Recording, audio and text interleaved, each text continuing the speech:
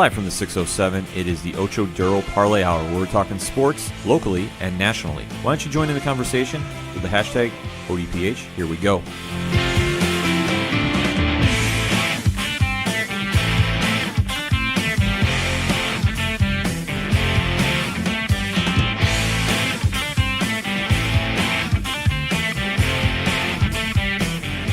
Welcome to another edition of the Ocho Duro Parlay Hour, hashtag ODPH podcast. I'm your host, Ken M. Sitting across from me this week is the one, the only, Padawan J. Hello, hello, hello. And also joining us in studio, it's your coach, my coach, the coach, Coach Duffy. Survived a scare this weekend, guys. Ooh. A scare. I'll say thoughts and prayers out to anyone whose bracket is in the trash and shredded. Mine's still pretty good, though. Yes, we're going to break down all the sports news you need to hear about, so hit us up on that hashtag ODPH, joining the conversation on social media, because obviously the biggest sports story going on right now is March Madness, the NCAA's Final Four tournament going on, and boy, was it a wild weekend of games. A little bit. Thoughts on the games, starting with Coach? Well, I'll just say, so I went up to watch at North Cicero High School the Syracuse-Duke lacrosse game, and went out to dinner with my wife and my mom, and on the way home, I watched that game starting from the second half, and oh my God, the emotional roller coaster that I was on this road home was crazy. That Duke game was out of control. And just the overall weekend was tremendous. I mean, there was a lot of good basketball played.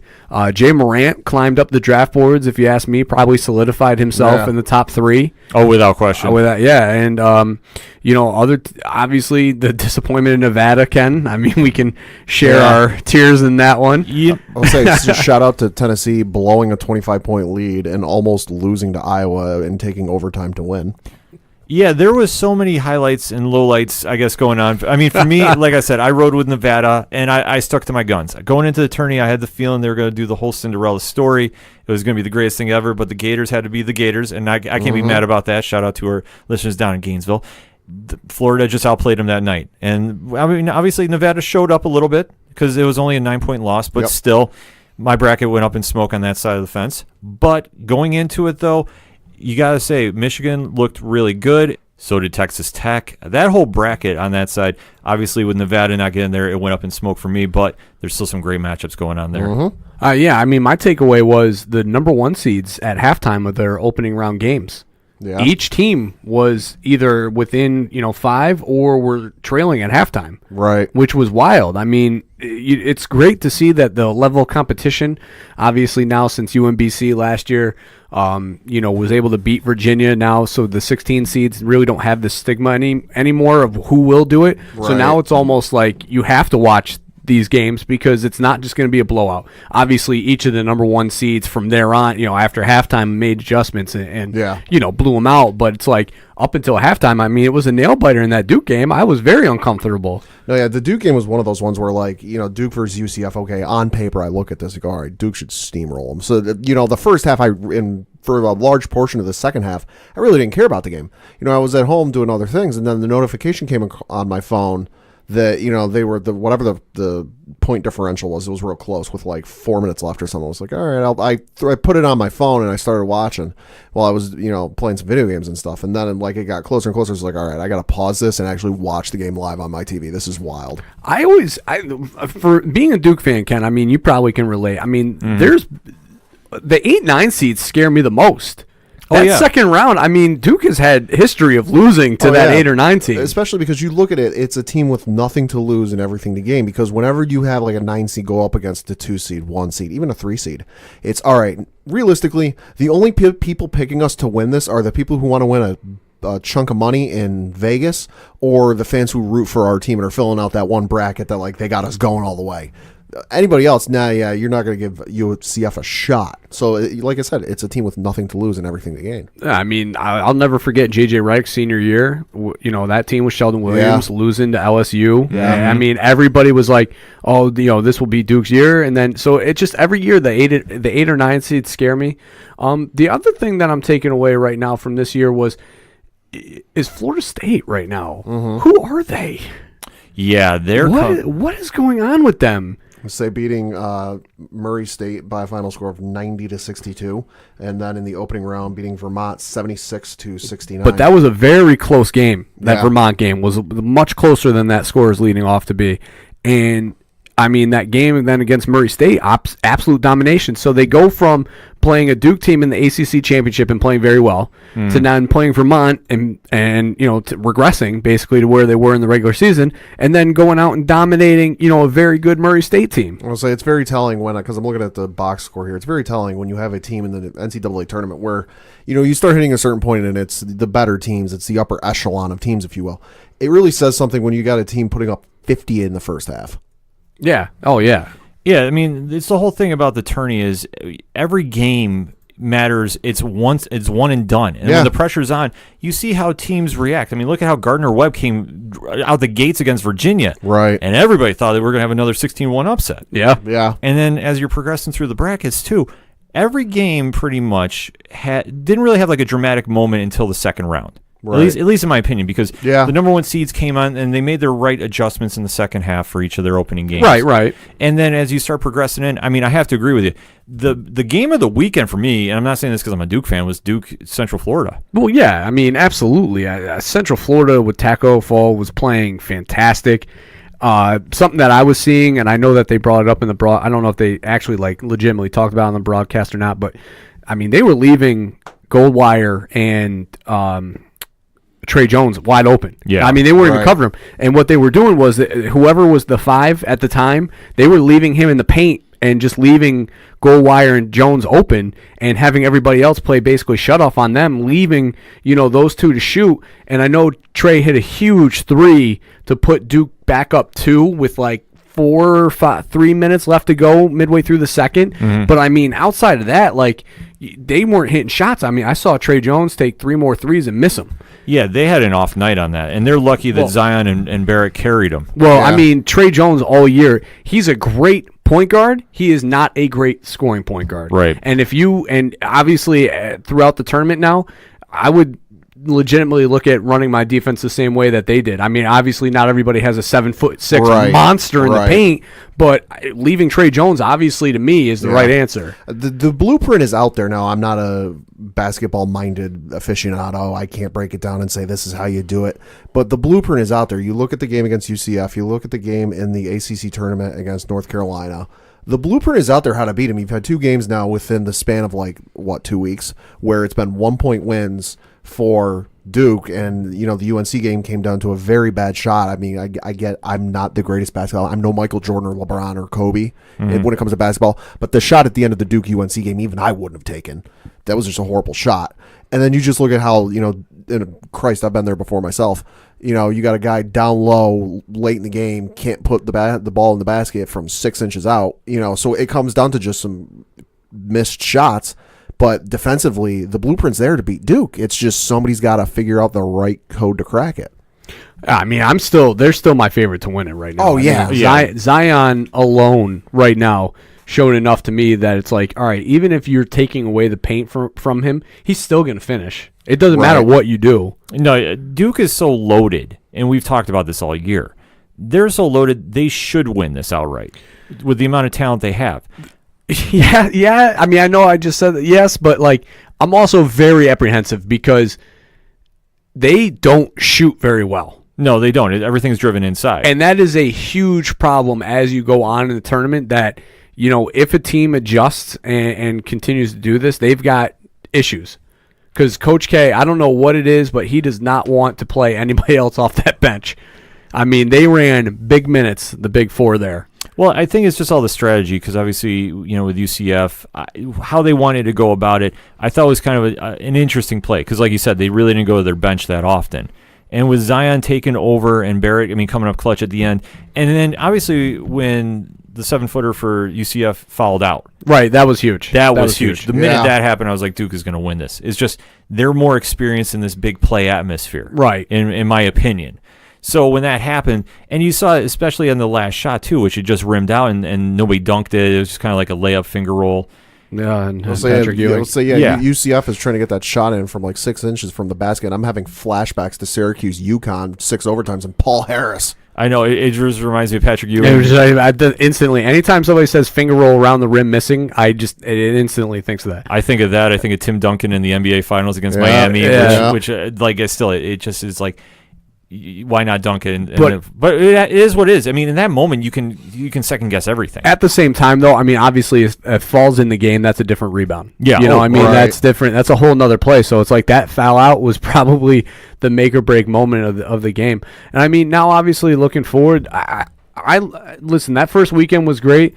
The rest of the way is going to be tremendous. Oh, the games set for the Sweet 16 are just nothing short of incredible. I mean, the matchup that I like right now, Auburn-UNC, because Auburn's playing really, really well right now, and UNC better watch out. Well, let's break that bracket down. So in the Midwest, we have Carolina and Auburn, as you just laid it to. And the 5 and the 1 seed. Yes, that's going to be a fight amongst fights. Yeah. Game time 7:29 Eastern on TBS. Check your local listings. Because Auburn's hot right now, and they're playing real, real well. Yep. And especially this tourney, you're looking at teams. They are one of 2 teams still left that are not in the top 4 of each bracket. Right. They were ranked number 5. Yep. The other one we'll get to in a little bit. But on the flip of the Midwest bracket, too, I mean, Auburn is playing exceptionally hot right now. And like I said, that is going to be a heck of a matchup against UNC.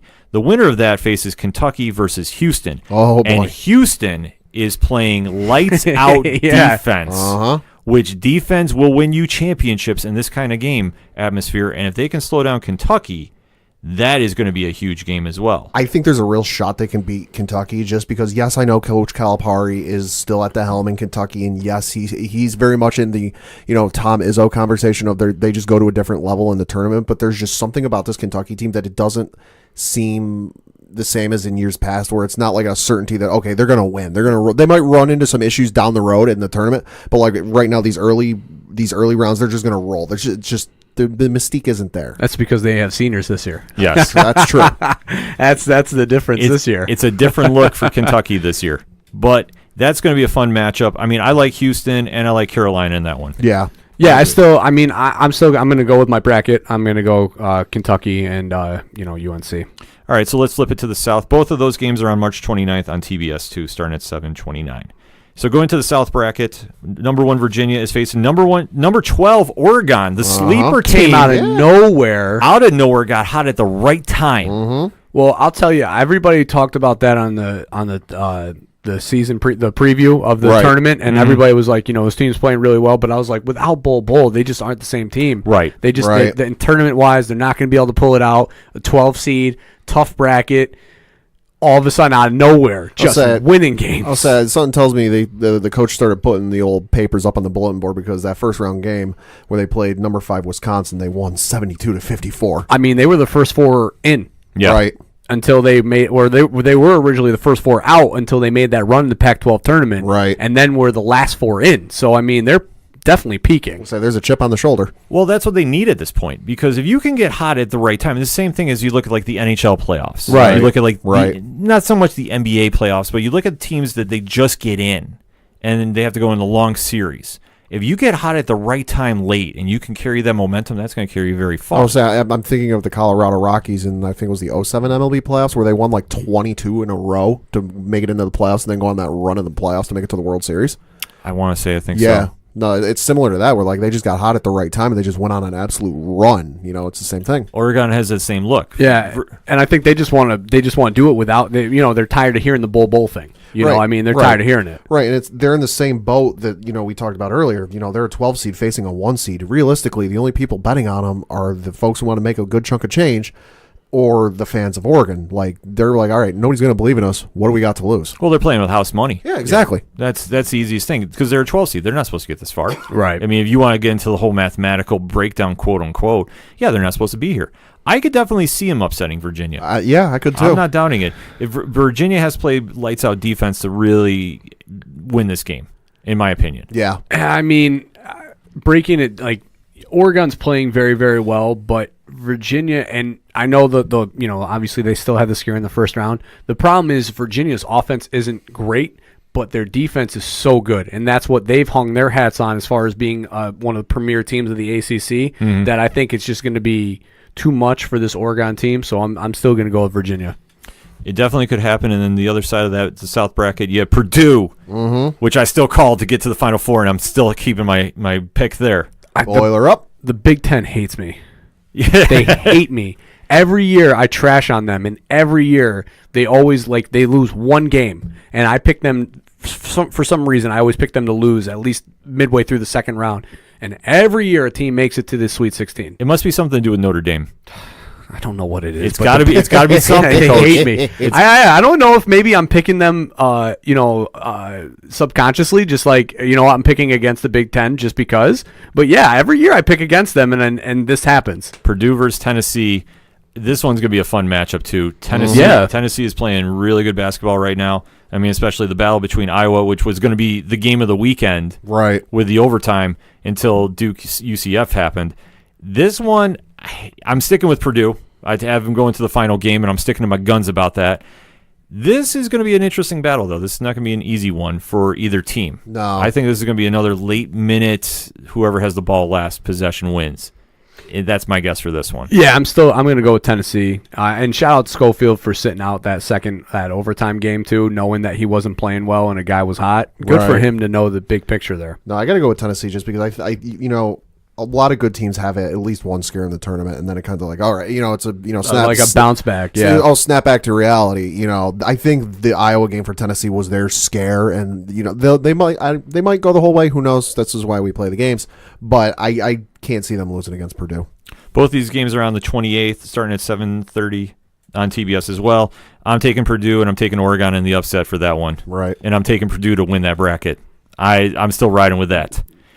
So dare I say we're going to go to the West bracket, which mine is completely up in smoke. And if there's any corrections on this show, it's because my whole bracket is completely off on this because I did take Nevada, and Nevada lost very badly. Very badly. Very badly. 9 points. I mean, it's not a tremendously bad loss per se, but... Yeah, but they didn't look good. No, it was just, the time, they just didn't show up. And it is what it is. I'm trying to move on it. So like I said, if there's any corrections with this bracket, I do apologize in advance. But as we're looking at the teams, it's Texas Tech and Michigan for the 2 seed versus the 3 seed, and we're looking at Gonzaga still hanging in there against Florida State. Yep. Thoughts on this bracket, starting with Coach? So I still like Gonzaga as just being the best team overall in the bracket. That Florida State matchup is going to be difficult because Florida State has size that they really haven't seen throughout, their conference play and so far in the tournament. I know that I said Syracuse was going to give them a challenge, and obviously Syracuse lost that game. So this will be their first test, really, in the tournament. Florida State is going to be able to dominate the rebounds, but I still think that Gonzaga is going to be able to offensively put points up and win this game. And I had Michigan losing to Nevada, and that didn't happen. So here we are staring at another Big Ten team slapping me in the face. I still like Texas Tech in this game. It's a Big Ten thing, so I gotta pick Texas Tech. He's gotta go against them. Yeah, so I'm gonna go with Texas Tech. That's who I picked in this bracket. I know Michigan's playing really well defensively. The question is offensively for them. Do they have enough to outscore Texas Tech? You're talking about a team that's averaging 73 points per game, while Michigan's holding teams to 58. So, that will be an interesting, who will outscore who in this one. So I'm going to take Texas Tech, though. Pat? I'm going to have to go with Michigan. It's just something about them. They got seems like they got the moxie. You look at their past games, beating Florida by a final score 64-49, and then beating Montana in the opening round 74-55. I think they've got it all going for them right now. Offense, defense, and bench play is going really well for them.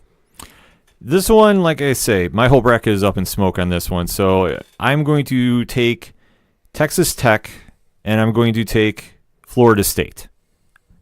This one, I think for both matchups, Texas Tech is playing really well, and I think they're flying under some radars, even though they're the 3rd seed of this bracket. But I think they're playing very solid basketball on both sides of the ball.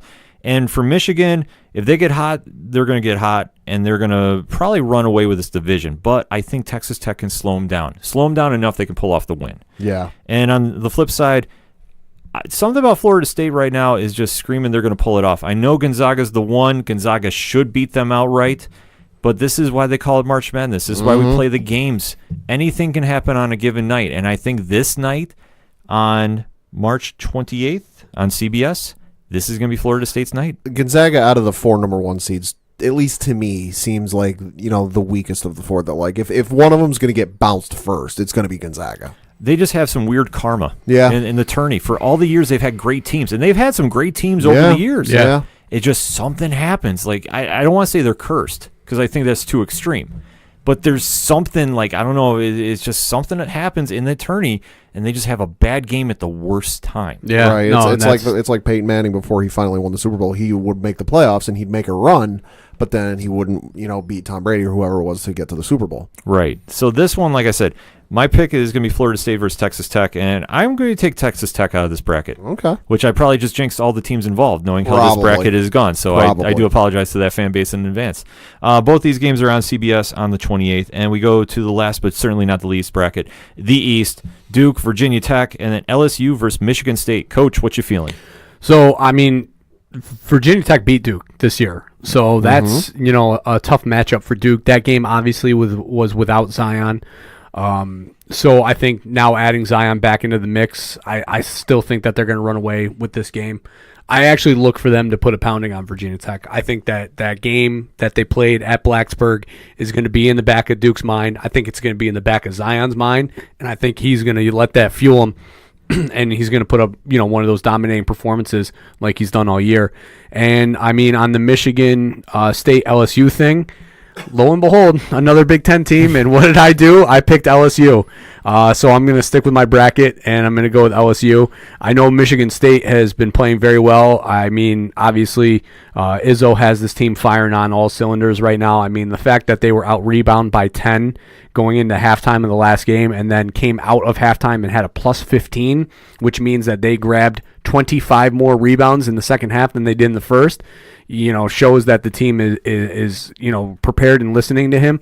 But, I'll just stick to my bracket. I'm a bracket of integrity guy, so I'm going to stick with my pick. Pat, what you got? I think Duke's going to beat Virginia Tech, but I think it'll be another close game. It'll be another one of those nail-biters, down to the wire, final possession type of thing. I don't know what the score will be, but I think it'll be another game kind of similar to UCF. Flipping to the other side, you've got LSU and Michigan State. Like I said before, with Coach Calipari, Thomas is at the helm. There's something about him, but I think unlike Kentucky, the stuff is there with Michigan State. I think Michigan State's going to beat LSU, and so then for your Elite 8 matchup, it'll be Duke and Michigan State. Yeah, I have to agree with Pat on this one. Duke, I took him to win the whole thing. I'm sticking to that. Zion, I think, is going to have another huge game, and he needs to have a statement game, too, if they're going to be Virginia Tech. I agree. I think that this is the game that if he has that one performance of the tournament that everybody goes, and obviously last game was close. Last game was close, but I think he can do something that just people are just going to be like, okay, like this is Zion. Yeah, this is like I'm the number 1 pick, even though he's not even worried about playing for draft pick. And not that anybody's questioning whether he is going to be the number 1 pick or not either. Yeah. I think he just wants to make that statement going into the Elite 8 that, okay, you really want to take this championship from us, from everything we've done all year? And they all know about the hype too. Everybody on Duke knows. Okay, you have Barrett, you have Reddish, you have Trey Jones. Yeah, I mean, the list goes on and on. You have all those guys. And when Zion is the focal point, and they've had, Zion Cam, too, I think it's at some point, or some kind of nonsense like that. Yeah, the NCAA and CBS has been ridiculous with this. Yeah, he's not letting it phase. If you hear him talking about everything involved, he's not worried about this one bit. Honest to God, I mean, it was terribly inappropriate, and nobody jumped on him for it, which they probably should have if they were really listening. But that moment that he said "killers kill," I was like, this guy is ready for the big, for the spotlight. He is ready for the tournament. He's ready for the challenges that are going to face him. And he obviously performed last game against UCF. Had he not put on that dominating performance and with less than 5 minutes left to go, Duke would have been out, and they would have lost by 10. Oh, it would have been awful. It would have been awful. Because UCF went up 6, and when they went up 6, I was like, this game is done. But Zion was like, no, jump on these broad shoulders and let me get us there. Absolutely. And I like Izzo in the matchup. Coach is coach. You want to talk about killers kill? Coach is coach. I never go against Tom Izzo. Preach. In any way, shape, or form when he's in tournament mode. His players get it. And his players know what their roles are and what they need to do. to win. I definitely see them winning. And going against Duke, that's going to be the matchup. That's going to be a lot of fun. That's going to be something to watch. Izzo versus Coach K. You just elite coaches coaching against each other. The game plans, the players are going to show up. I'm not doubting an overtime in that one. I'm really not doubting that. I do like Duke in that. I'm going to stick to that as well. I think they're going to punch their ticket to the Final Four on the way to winning it. But, hey, what do I know? Hit us up. Let us know on that hashtag ODPH. We broke down the brackets for you going into the Sweet 16. Let us know what you think. We're going to take a quick break. We'll be right back. Hey, this is Brian Wolf from Fair City Fire. You are listening to ODPH, the greatest podcast in Binghamton. Woo!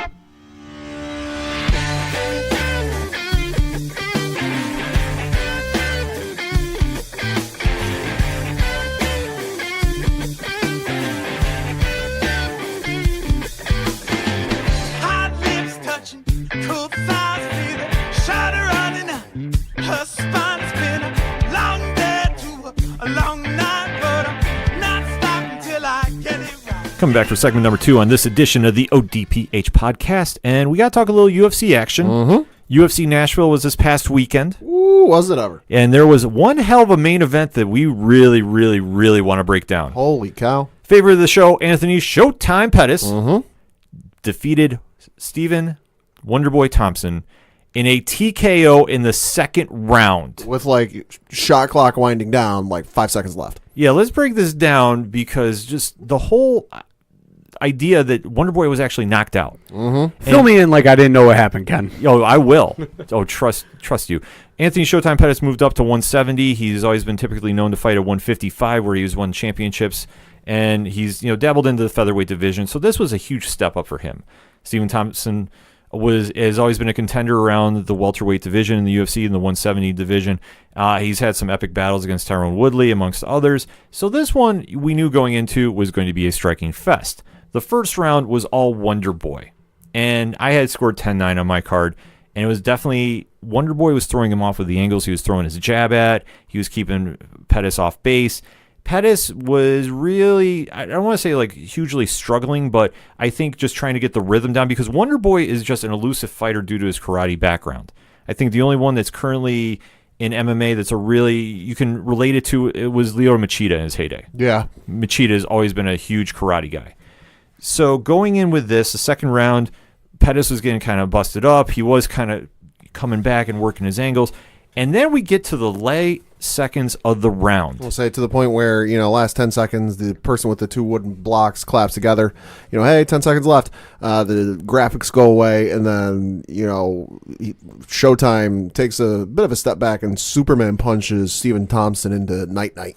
Yes, and one of the most dramatic knockouts I have seen in recent memory. It was one of those moments where, like, if you blinked or if you looked at your phone for a split second, you regretted it because you missed it. Right, because you could not have a more perfectly placed Superman punch off the cage to win a fight, and it hit Wonderboy at the right spot. I got to say, I love after the fight was all said and done, like, the doctors came in, they made sure Stephen Thompson was okay, and then, like, they put him on a stool, and he was sitting there while they're still checking him.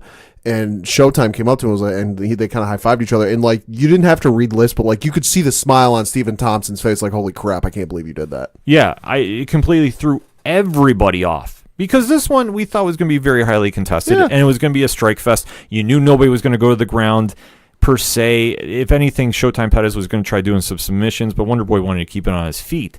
Just the simple fact that Thompson got knocked out. That was the wildest takeaway because he has been in some battles against Tyron Woodley, the former champion, who has arguably some of the heaviest hands in that division. So now going into the aftermath, who do you think Pettis is going to be lined up against? Now, he did throw some names out there, but let me ask the panel if you think he should stay up at 170 or drop down to 155. Well, I feel like that's what he's got to establish first because, I'm looking at the UFC.com rankings, which I presume have been adjusted after the fights over the weekend. But I'm looking at the UFC welterweight division. Stephen Thompson is ranked 3rd. Showtime is not listed there. He is still listed in the lightweight division being a number 8 rank. So I feel like that first he's got to establish, all right, was this just a one-off or is he going to stay up there? That's a very good question. Coach, you got any feelings on this? I think our love affair with Usman is well documented. Yes. Specifically mine. I want nothing to do with him, so I'm staying at 170. Right. Yeah, or you would think he should go back to 155. Oh yeah, you should go back to 150. Just wherever Usman is, you are not. Yeah. This one, I'm kind of torn a little bit, but let me break this down to you. Okay. Because he did mention at 170 he wanted a rematch with Rafael Dos Anjos. Sure. I love that idea. I have no issue with that. Rafael defeated him at 155. In fact, he gave him a concussion the first round. Yeah. And Showtime definitely wore the effects of it in losing his lightweight title. I would not doubt Jorge Masvidal, Mr. Gamebred, the one who gave the 3-piece and a soda in the backstage fight, if they would allow that. I say there's a couple names jumping out at me. I mean, this isn't a division lacking in potential opponents. I mean, just scrolling through. I mean, obviously you got Tyron Woodley, Colby Covington, Stephen Thompson, and Dos Anjos, as we mentioned, and not Masvidal, as we mentioned. But Ben Askren's also in this division. Darren Till, Robbie Lawler, Damian Maia, Gunnar Nelson. There's some names in here. There's some opportunities there that you can make a fight. There's some definite names, but like I said, I think Masvidal and I think RDA are the two fights I would make at 170. Yeah. There's good enough history between him and RDA that, you can definitely do a fight there. And, I mean, Masvidal has his pick of the litter, so to speak. That I still think he should fight Askren. I definitely would like to see that fight. I don't know if the UFC is going to do that, but that's who I think he should go. And if he wants to go back to 155, I know he mentioned he would like to take on the winner, Justin Gaethje and Edwin Barbosa this weekend. Okay. That they're fighting now in UFC Philadelphia this Saturday night. Right. That one would be very interesting too. Yeah, I'd like to see either of those. Yeah, this one, because the road to a title shot in either division is going to be tough for Showtime, I think. We're not expecting to see him get a title shot until next year, maybe. Say, as it stands right now, this is a literal pick your poison. All right, so, Coach, I'll pitch you as your Anthony Showtime Pettis, and I'm Dana White. All right, Showtime, who would you rather face as champion, Khabib or Kamaru Usman? Ugh. Exactly. That's an, can I wait? I mean, I guess probably I take Khabib just because, the wrestling. Yeah. And Usman would, chop my ribs in half with, those thunder punches that he was throwing all fight long. Yeah. Against Woodley, so I'll take my chances against the wrestler. You know what? Either or is a pick your poison. Yeah. Showtime would be up for either or, though. Oh, God, yeah. I'd like to see him fight one more time at 170, just to see if he has the same success. I think that Askren fight actually is... He won't fight Askren. Askren's out of the same camp. Same thing. Duke Rufus's camp is Woodley, Askren, Pettis. CM Punk, I think, is still there. Yeah, that guy. I'm trying to think who else is there. That there's so many fighters that fight out of Duke Rufus camp that I don't see that fight happening. But I would say the RDA fight, I'd like to see him fight one more time at 170 and see if he has the same success. I mean, would I love to see him fight Robbie Lawler? Sure, but that'd be awesome. But that would be an amazing fight. But like I said, the RDA fight has enough history. You can build a little story with that and definitely draw some interest. If he wants to go back to 155, he definitely could. He's a name at 155. Yeah. And obviously, if he gets the winner of Gaethje and Barbosa this weekend, that could definitely be something. Because where are they ranked, Pat? Edson Barbosa, as we record, is currently the 6th ranked in the lightweight division, and then Justin Gaethje is the 7th ranked. Right. So that fight would make a lot of sense too. As I said, Pettis is the 8th ranked. And dare I say, would I throw this out there? If we take a look at the 145 division, because now that is a vacant title.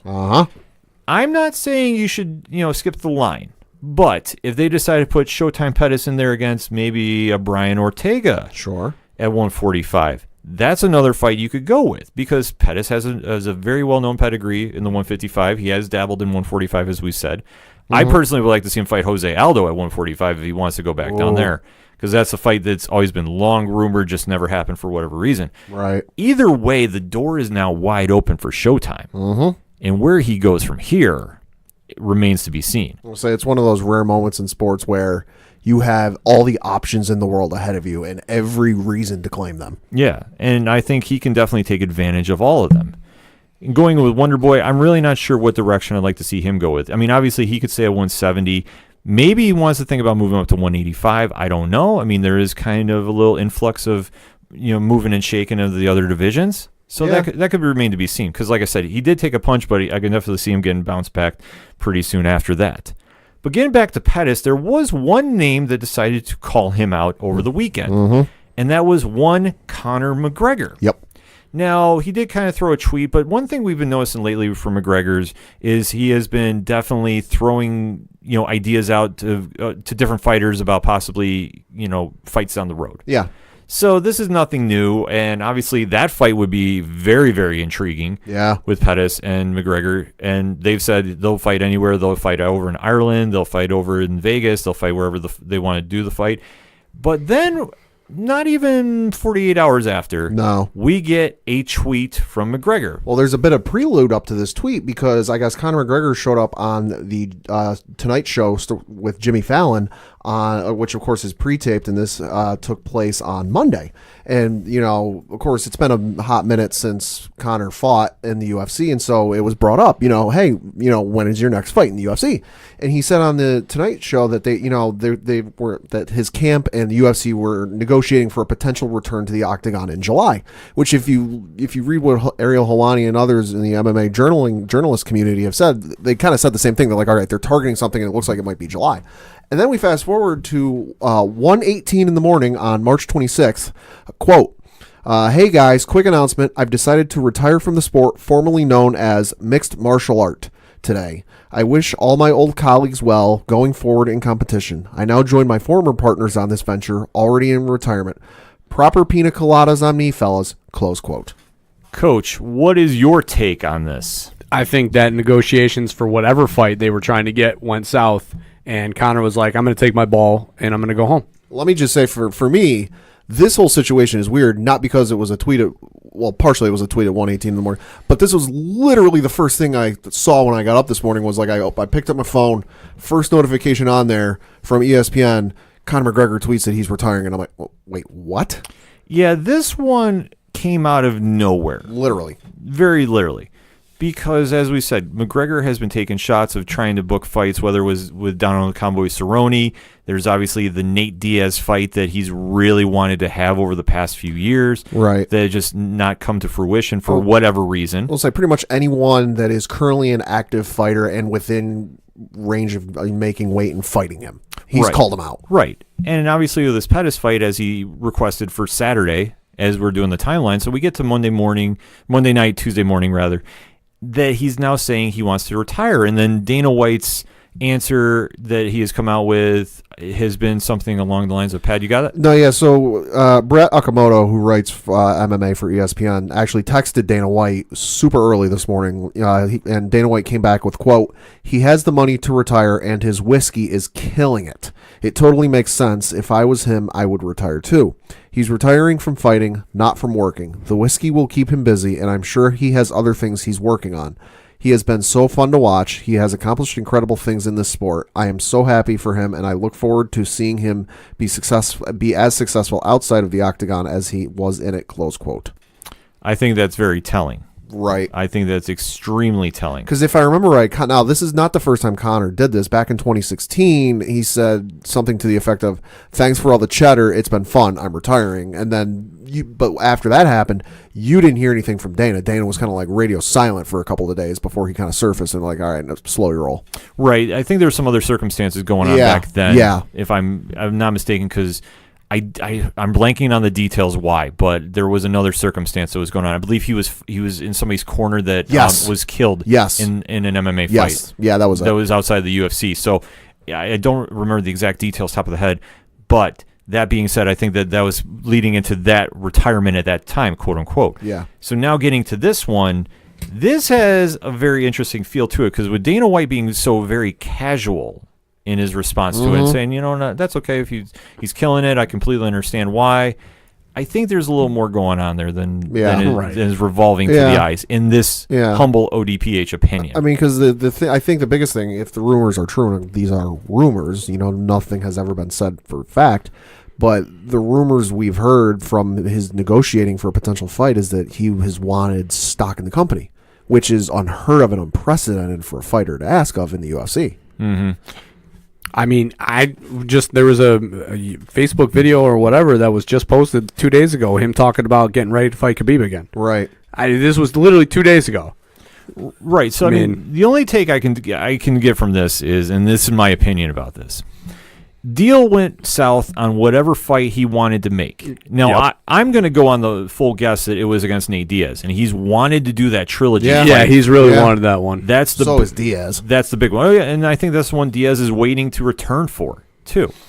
And that would be a big fight. Yeah. But if Dana and the UFC do not want to do that fight, they're not going to do that fight. Right. That is their call at the end of the day for whatever they want to do. And I think that there is some ruffling of the feathers that McGregor, who you can argue is their biggest star. You can argue that.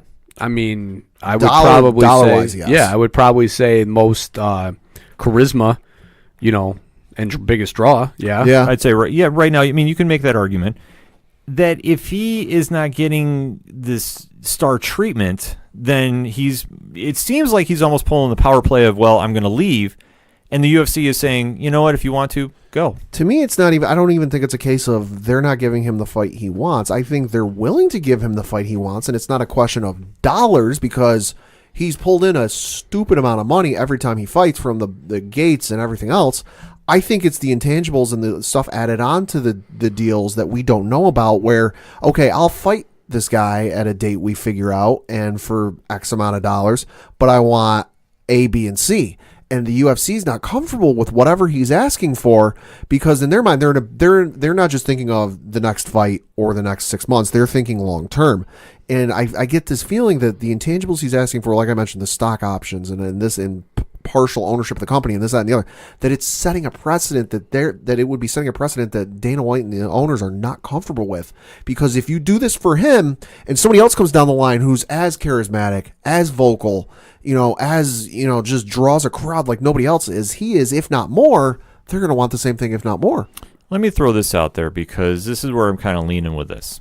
That I think that, it's a power play of just who really, wants it all from either, Conor wants to run the UFC or the UFC still wants to maintain dominant control over everything that's involved in the UFC. Do you think this has something to do with the recent amount of boxers and MMA fighters that are switching to exclusive deals with, like, DAZN, for example? The boxers are leaving pay-per-view and going straight there.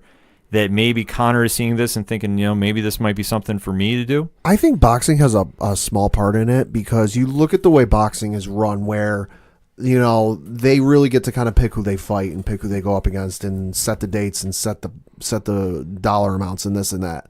Everything from start to finish. Whereas with the UFC, you have some negotiating in it and you kind of have a say in it, but at the end of the day, you really don't have a choice in who you fight next. And I think you look at Conor, and all Conor has wanted to do is big fights. You look at a guy like John Jones. Now I know these fighters are apples and oranges, but you look at a fighter like a John Jones, like a Jose Aldo, who they'll fight anybody. Like if they're ready to go and you think they're worthy of a shot against me, all right, let's go. Conor is very much in the polar opposite of that, where he's only in it for the big money fights. He only wants to fight the guys that'll make him, 7 figures, if not more. Well, let's look at this timeline again, too. I mean, 3 weeks ago, it was the Cerrone stuff. Then 2 weeks ago, he is talking about, either Diaz trilogy or, just fill in the blank, I want to fight again. And then 2 weeks ago, it was the videotape outside of the bar while he's promoting his stuff, talking about wanting to fight Khabib again and what he would do differently. Then a week ago, it comes out that he was looking for the stock options and all this. So clearly there was negotiations. Right. Clearly that's there. So like there was works for a fight, okay? So from there it's like, all right, what happened in those negotiations? Now see, I think Dana playing it this way to me is almost like a reverse psychology thing of they don't want to leak what he was seeking, like Pad was saying, because he doesn't want that getting out that Conor was looking for that type of stuff because he doesn't want other fighters to get that kind of impression that that's even an option, because that is a very, very uncharted waters as far as a fighter, because the only guy who got that kind of close to in the UFC brass, I would probably say, is Chuck Liddell. Yeah. Arguably.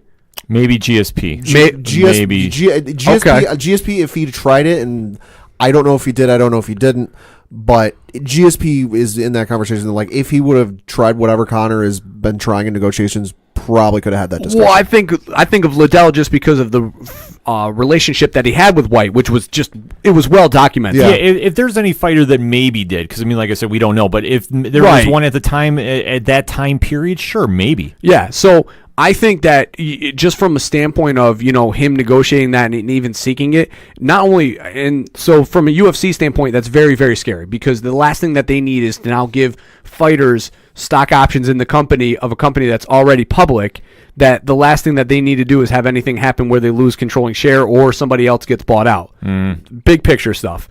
Secondly, I think from Conor's standpoint, though, I do think that it's something like you said, where it is looking at the big picture of now with ESPN getting all the exclusive rights for airing the pay-per-views, that's just the start of them becoming exclusive now on the ESPN app, similar to a WWE network or what they're doing with boxing or Fight app, where now it's exclusive to this. So fighter salaries or big picture type stuff are going to be looking to possibly take a cut or not get the same percentage of what they were getting, because now the pay-per-view money won't be there. Right. That's where I'm thinking this is all coming into play, because as you're seeing more fighters are progressing there, and then it was announced that ESPN Plus is going to be the exclusive home for the American viewing of pay-per-views. I think international is still saying the set quo. Right, but either way, though, it's going towards that route of ESPN now getting the majority of the shows, and then possibly just dissolving the whole pay-per-view idea and just saying, hey, listen, you want all the UFC fights? $12.99 for a month. You'll get all the UFC fights, pay-per-views, and everything. Yeah, it's something. It would be something along the lines of the WWE Network, because how they do theirs. Because Dana already said when the WWE Network launched that Vince was crazy. That how can he survive in today's market without having pay-per-views? Right. And they've done it now for how long has the network been out? 5 years? 5 years. 5 years. And they've done it, and they're thriving. Yeah, this is something that I think this is having a lot of effect, and especially McGregor is a businessman. Yeah. You can't take that away from him. No. So if he is trying to power play for a better contract or a deal with the UFC moving forward, you can't fault him. And like I said, I think this is where the breakdown happened, that it's like, well, if you're not willing to work with me about this, I'm going to leave. I'll do something else. Yeah. And I think the UFC is saying, you know what, if you want to do that, go ahead. Yeah, it's absolutely a power move, because for behind the scenes stuff, because you look at the lightweight division, it's not through a lack of people who would be more than willing to step up and fight him. Of course, Khabib Nurmagomedov is the champion. Tony Ferguson, Dustin Poirier, Al Iaquinta, Kevin Lee, Edson Barbosa, Justin Gaethje, Showtime Pettis, Donald Cerrone, Paul Felder, Nate Diaz. There's not a lack of people in that division or around that division who, if Dana White calls them up one day and says, hey, you want to go down or go up, or you want to fight Conor McGregor, there are a few people who would say no to that. Oh, well, everybody knows it's a big money fight because he will promote it. Right. There's, like Coach was touching upon earlier, there is nobody better right now on the UFC roster for self-promoting their own fights than McGregor. No. Even if he wasn't the headline fight, it would end up being the headline fight, because he would dominate all the press around it. Right. He would take over press conferences left and right. So it wouldn't be a matter of, okay, where he fights on the card, but you have to think, okay, he knows he's the big draw on the show. Everybody knows this. This isn't anything that's secretive. Yeah. So if the UFC is saying, well, you know what, we're still the UFC, we are still your boss, we are still running our company. If they want to say, okay, if Conor wants to do something else, if he wants to go to boxing, go for it. If he wants to go to the WWE, go for it. It's kind of a very risky power play that I don't know personally if this is going to last. I don't think this is. We in fact ran a Twitter poll on at OD Parlay Hour, our Twitter page, and 53% said this is all false. This is he's not done by any means. But 47% of everybody who voted said he's going to boxing or WWE. I'd rather see him in Excite. I would love to see him in Excite too. I don't know if it's going to happen, but to kind of wrap everything up with this, I don't think that it's going to be long-term of this retirement, because like I said, this one's a different circumstance than the first time this happened a couple years ago. So obviously now things are different. And if this is to me, it feels like a power struggle of just who is technically the face of the UFC? The UFC or Conor McGregor? Yeah. There's just too much leading up to this that just points in that direction. It's just like, it's just too much. And especially the timing of the tweet is weird to me, because, okay, 1 whatever in the morning Eastern time, that's a weird time to be posting stuff. To me, it almost comes off of like, all right, we've been negotiating for a couple of days or through the night and it didn't go my way, so I'm going to try this way and try and force your hand and give me what I want. Yeah. It is very interesting, the timing of it. I mean, it's 1 o'clock on the Eastern Coast, so depending on where Conor was when he made the tweet. Right. That's also plays a factor, too. But if he's also sensing, well, I'm going to try doing something else, whether it is go back to boxing. I mean, I'm sure there could be a fight with him and Pacquiao that could draw some interest. Some. Yeah. I mean, I would not want to see that. I would not want to see it either. But I'm saying, but there would be a draw there because I don't think he's going to fight Mayweather again. That's not going to happen. No. There would be a draw if he wants to go to the WWE. Oh, yeah. And obviously his WrestleMania weekend coming up very, very quickly. Yeah. That could be something enticing too. But if the UFC says, hey, if he wants to go and he wants to retire, so be it. He's not going to do MMA anywhere else because I believe they still have him under contract. I believe so, yeah. So they wind up winning in the end. And for McGregor, because his last record of fights there, I believe he's 2-2 in his last 4. Well, his last fight was against Habib back in October, where he lost. Before that, of course, in between that fight and the previous UFC fight was the Floyd Mayweather fight and the training and all that. Before that, he beat Eddie Alvarez in November of 2016, and then he beat Nate Diaz in August of 2016. And that was the rematch from his previous loss from at 170. Right. So you have to argue that a fighter who's gone 2-2 in his last 4, and obviously was destroyed by Habib in their matchup. I mean, it was just coming off the Floyd Mayweather boxing match. He definitely did not look UFC ready. No. Did not look MMA ready.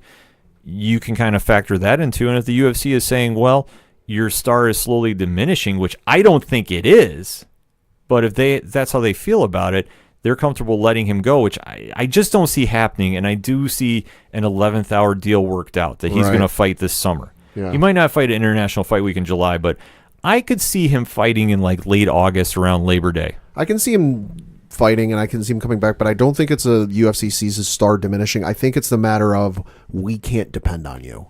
Where like I just read off his record, he fought once last year, and prior to that, he didn't. It was 2016. He's not a dependable fighter. Yes, he's a money drawer. Yes, he moves the needle. Yes, he's got the however many top pay-per-view buys for UFC in history. But they can't depend on the guy. He has his own ventures. He has his own things. He does what he wants, and he's not a guy that they can call up and go, "Hey, yeah, I know you just, I know it's March here and you just had a fight, but hey, you want to fight again in or mid-June?" Right. This is where it's going to get very interesting to see. As we are finishing recording, he is still saying he's retired. There's been no movement about that.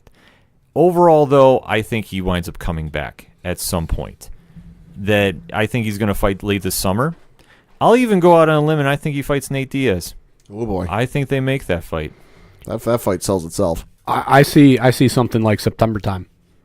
Kind of when there would be roughly a lull in not maybe August when there'd be more of a lull in sports. Yeah, that's right. I could see him come back at that time and get the Diaz fight. I think that's the only thing that he wants right now.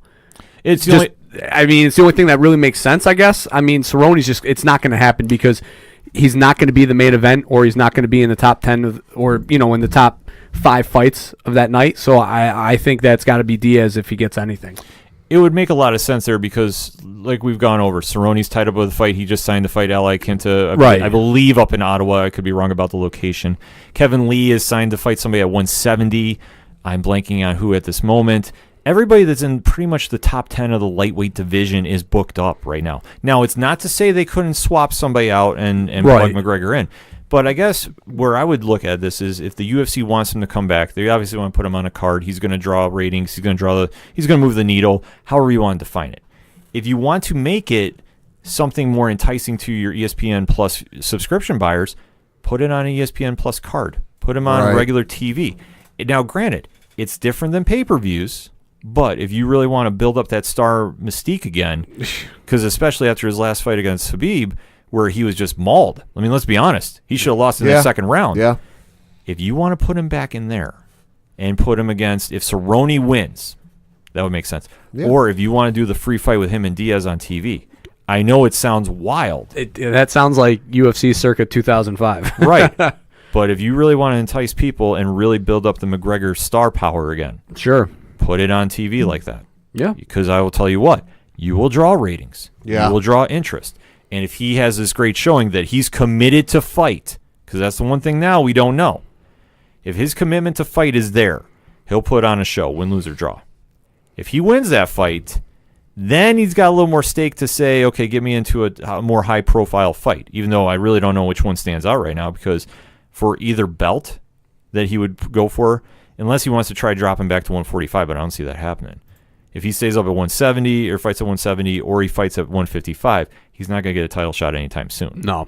But you could definitely make an argument that if he wants to fight Showtime Pettis there too, that's a fight to make too.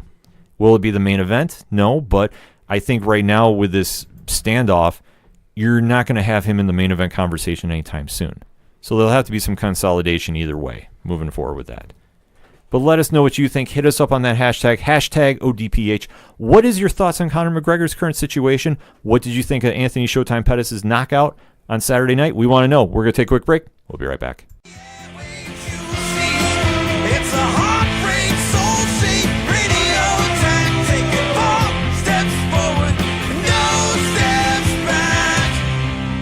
Hey, this is Vince, the Common Man Ciatoy, local MMA fighter, telling you to keep on listening to the ODPH, the 607's up-and-coming newest podcast.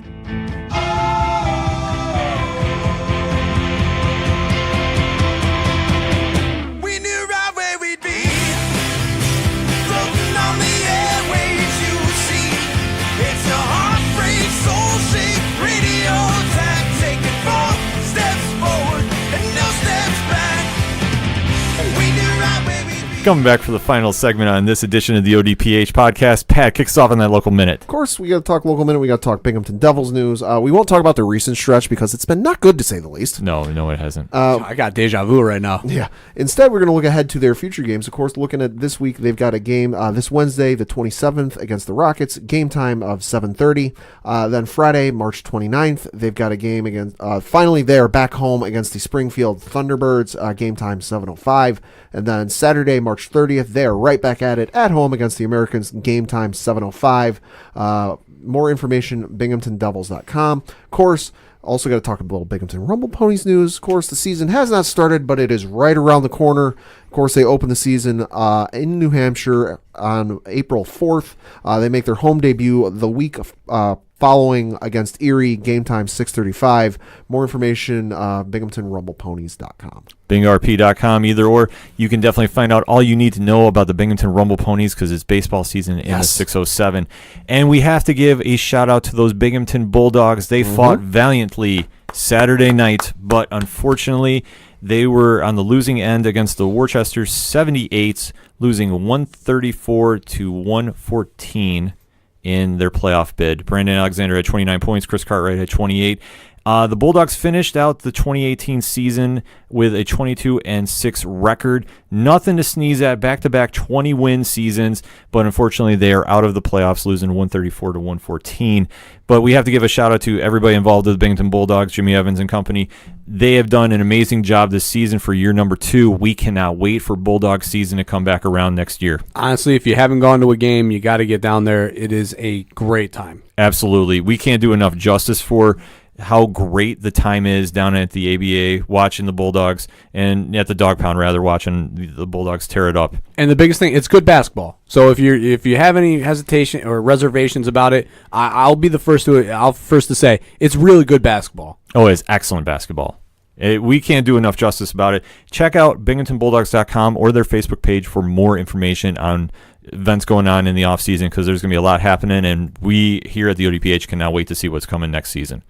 So let's start rounding those bases. Pat, kick us off. Well, got a couple of things. First off, we are less than 48 hours away from the Major League Baseball season officially opening. Now, I realized they had the opening series over in Japan. That was kind of a 3-game deal. The baseball season officially kicks off this Thursday, March 28th. Here are some games to look forward to on opening day. You've got the Orioles versus the Yankees, Mets versus the Washington Nationals, Cardinals versus the Brewers, Braves versus the Phillies, Tigers versus the Blue Jays, Diamondbacks versus the Dodgers, Astros versus the Rays, Cubs versus the Rangers, Angels versus the A's, Giants versus the Padres, Indians versus the Twins, Rockies versus the Marlins, Pirates versus the Reds, White Sox versus the Kansas City Royals, and then finally you've got the Boston Red Sox versus the Seattle Mariners. I cannot wait. Baseball season is almost here. The long winter is almost over. Warm weather is almost here. Also got to talk about the big news, the surprising news, although not really surprising for me, that came out a couple days ago for the NFL, that New England Patriots tight end Rob Gronkowski is retiring, posting on Instagram. It's a long thing. It's a long quote. If you go to his Instagram page, Gronk, you can find more. Basically saying it all started at 20 years old on a stage at the NFL draft when my dream came true, and now here I am about to turn 30 in a few months with a decision I feel is the biggest in my life so far. I will be retiring from the game of football today.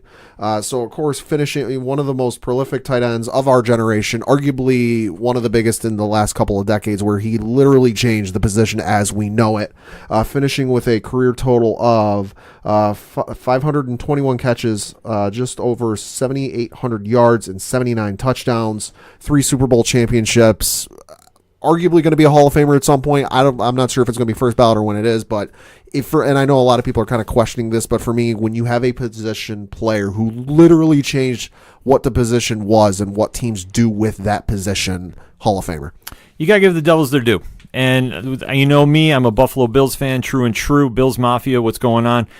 The Patriots have always had just that intangible around them, and Gronkowski has been one of the factors there. He takes over games in the second half, and he wears out defenses all the time. And honestly, if he doesn't play, if they don't have him on the team, they don't win a couple of those Super Bowls. Yeah. Easily. I'll say, let's not forget potentially his last catch in the NFL was that deep pass at the end of the Super Bowl last year. That is true. And like I said, he takes over games. He was such a big factor for Brady's success.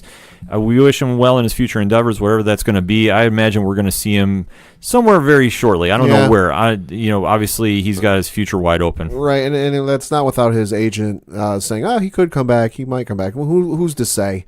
It's one of those things where, if he does choose to go into retirement, happy endeavors, thanks for the memories, and it was always fun to watch him play. Absolutely. Coach? Let's just talk about what this does now for a Patriot offense that hasn't played without him now in 10 years. No, well, there have been stretches. He's been hurt. But I think the thing they do, and this was the rumor, I can't remember if it was like as it happened or the day after it happened, where they got Michael Bennett from the Eagles.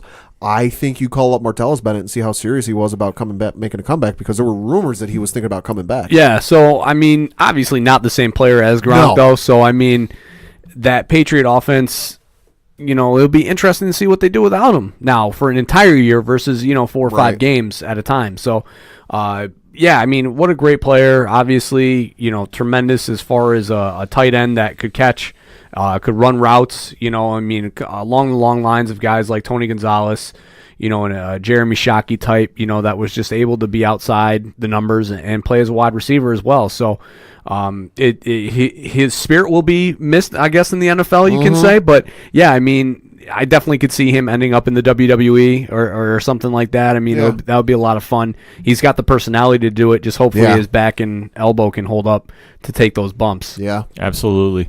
Coach, what you got? Oh boy! All right. So my round of debate. Everybody, bear with me if this is controversial take. I'm sorry. I'm going to bring up that Tom Izzo situation that we didn't talk about in the first segment. Scott Van Pelt. If you haven't saw what he said on his show, I highly recommend you go out and see that. As a coach, I side with Izzo on this. I think from everybody who was on the outside looking in, and if you didn't see what happened was during a timeout, Izzo got in the face of one of his players who he didn't think was doing what he needed to be doing, and he yelled at him a little bit and got a little red face. He was upset, and a lot of the media and people out afterwards were outspoken saying that this is a problem with coaching and people in general, that you can't be confrontational like this. But as a coach, I still yell at my players, and I'll be very upfront about it. My aunt has been in attendance, who works for the church that I coach CYO at, and she's seen me yell at my players. So you know as a coach what your players look for and respond best to.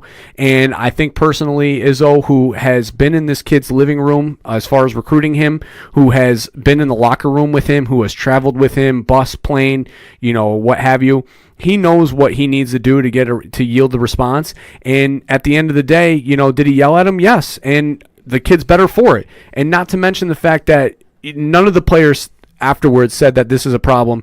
His former players came out and said, yeah, this is the expectation when you come to play for Coach Izzo, that you're going to get, he's going to yell at you because he wants you to succeed. And he knows the way to get you to respond to it. And at the end of the day, I don't think it's anything the matter with it. And whether it's the snowflake generation or the cry and be upset about things, at the end of the day, this is a man who is coaching another man who's trying to get him to be the best player that he can be. And if he got a little, in your face for you to, then don't watch Michigan State. That's it at the end of the day. I grew up with the coach that used to yell at me, and from a very young age, I was told that if the coach doesn't yell at you and doesn't talk to you, that means he doesn't like you. So I'm all for it. I don't mind it. And I do it myself. I don't struggle with it so much myself. Now obviously my sporting career is not exactly storied and not exactly long, but I saw the video and I didn't kind of get offended by it. I wasn't upset by it. I just sat there and be like, yeah, I've been there. Now, not in a coaching sense, but I have been in situations where I'm doing something, needing to get something done with a group of people, needing to get it done. College projects, school projects, group projects where it's not getting done, and I'm getting a little frustrated, and I've been there. Long and the short of it is, so I don't struggle with it. I didn't really struggle with it either. For me, he didn't really cross a line. If anything, if you follow college basketball, if you know how Tom Izzo coaches, he's very passionate about winning. He's very passionate about expecting the best out of his players. He didn't cross a line. No. He was very emotional. Yeah. And, did he get in that player's face? But the player was not complaining. He wasn't... No, he wasn't separated or anything. It was just a man who was passionate and fired up at the right time. It's a man with high expectations, and at that time, his expectations were not being met. Yeah, and it's constructive criticism because obviously he sees something wrong on the court and is trying to correct what's going on. And obviously... coaches go through this as long as there wasn't a physicality going on, which there wasn't, or anything that would really cross a line. This is just a heated argument that happens between player and coach. Yeah, it makes me so mad because I saw so many people say, I can't wait for this coaching style to be, not around anymore. And it's like, well, what do you want from a coach then?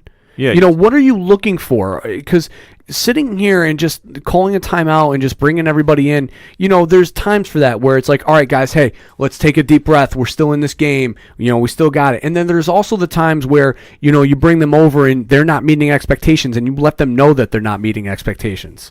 Right. This was one of those situations where it's the Final Four. Izzo has been down this road before with teams. He knows if you lose, you're done. I'll say this is a man who's been coaching since 1995 and has won 604 of the 835 games he's coached it. He knows what to do. Right. So this is nothing that is out of the ordinary, but he knows for these guys, his team, this is the moment you live for. You play every season to get to the dance. You get there to the Final Four. You play to win the game. And if his emotions boil over to where he's yelling, but he's not crossing a line, there's nothing wrong with that. And the problem is that everybody who commented knows nothing about the young man that was getting yelled at. They know nothing about what has happened throughout this year for this team. And it's just a bunch of people who jumped on social media, being social media warriors, and taking their judgment and putting it, expressing it in 160 characters. Yeah, it's a problem that everybody likes to jump to conclusions before getting a story. And like I said, Scott Van Pelt put it very eloquently on his ESPN show he did. You can find the clip. It's gone viral. It's been on Twitter. It was on Facebook. ESPN redistributed it. Yeah, go look for it because his words were perfect. Yeah, I don't think we can do enough justice to how perfect that take was. So kudos to Mr. Van Pelt on that one. Yeah, because he wasn't, and he said this. It's not about the snowflake generation. It's just about the fact that it's just a man who was passionate about what he does, and he expressed himself at a moment where he got upset, and that's what people do when they get upset. And at the end of the day, I'm okay with it. Yeah, everybody involved was okay with it, so there's no real argument to be had there. So let me close the show out with this. We haven't talked pro wrestling, and we haven't been able to do a wrestling recap to get a little hype going for the Excite Wrestling show that's happened here locally in Binghamton. Obviously, there's been a couple of scheduling issues that we've had, but we definitely want to plug Johnny Moose and the company down at Excite Wrestling. Yes. They return Friday night, March 29th. Woo! Now, also for the Binghamton Devils, they're having WWE Hall of Famer Mark Henry come into town. Mm-hmm. But Excite is also running their show, Excite vs. the World, from the American Legion Post 80. You can find the information on excitewrestling.com. The main event is the Excite Wrestling Heavyweight Champion Joe Gacy versus Pentagon Jr., Ethan Page versus Joey Ryan versus MJF versus SWB for the international title, Phoenix versus LSG in a heck of a one-on-one matchup, Sean Card against Stockade, which fans bring the weapons for, Yeah. which is going to be a wild night. That's going to be something. That's going to be a wild, wild match. Richard Holiday versus Anthony Gangon, and Boots and Lariats versus Axel Lennox and Rob Cook. More information, excitewrestling.com. The panel will be in attendance. Let's go. One would say that this show is going to be rather elite. One could think that. Pat is calling his shot with that. Mm-hmm. We do not know anything. Nope. If you're a wrestling fan and you follow Being the Elite with All Elite Wrestling, you might know what Pat is alluding to. We are hoping as wrestling fans, but we cannot say that is happening. And even if they don't show, this show is going to be tremendous. It's going to be incredible regardless. Yeah. It's well worth your money to go see. Absolutely. The product that Excite Wrestling puts on is top notch, bar none. This show is gonna figuratively tear the place down. Yeah, there's no reason not to be at the American Legion this Friday night unless you can't make it because you live across country or across the world. Either way, excitewrestling.com for more information on that. So shout out to the guys with Excite Wrestling. Will this be on Twitch? I believe this is going to be on Twitch, but I would recommend hitting up at Excite Wrestling and find out for where you can watch if you cannot make it to the show. I want to say it's on Twitch, but I'm not 1,000% sure. Okay. But that's all I got for this week.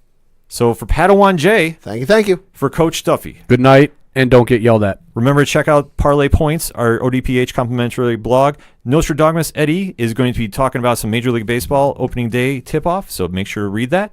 I'm your host, Ken M. Thank you, as always, for listening to the ODPH podcast. We'll see you next time.